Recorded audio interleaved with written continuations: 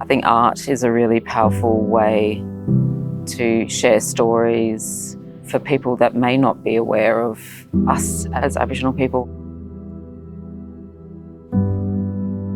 I use blown glass as a way of telling those stories, but I also work with photographic material, archival material, other mediums, metal, ceramic, found objects. Well, I think glass is really beautiful. Creating the work was always about telling a story. It's not a chandelier, it's something else. It has a darker story. And I like that these clouds can trick people into that sense that it's something they could have in their mansions, that it has a deeper story. For me, it's a really beautiful way to create out of something that's really hot, is liquefied in the beginning and then cools down. You add beautiful colour to it, and then you have thousands of these beautiful pieces at the end of it. Thinking about how best to represent Aboriginal people in objects that we eat and culturally what we practice. I tend to use yams a lot when I'm making works that are related to genocide, what could be considered as the spirits of Aboriginal peoples, like spirits rising and then return to country. Each piece is very special and they're individual, so not one is the same. And I like it like that because each glass piece has their own personality.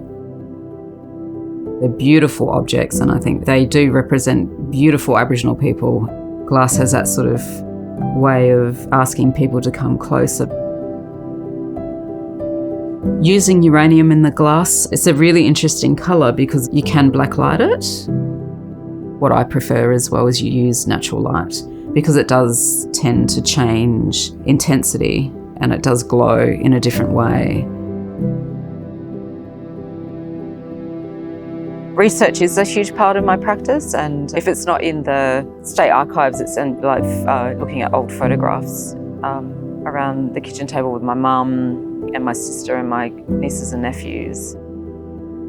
Through my research, in terms of what is written about Aboriginal people, most of the time they're lies. I'm trying to contribute to that discussion around truth-telling, and that a lot of these archives are not telling the truth.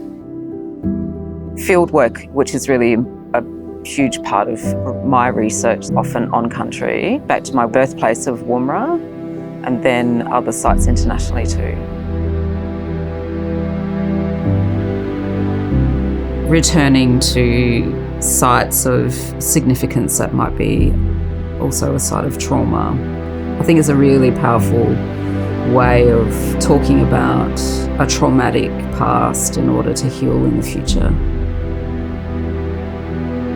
For me, creating these works is a love affair, not just with the medium, but for the love that I have for my people, the love that I have for my ancestors who I've never met in person, but I'm so in love with them.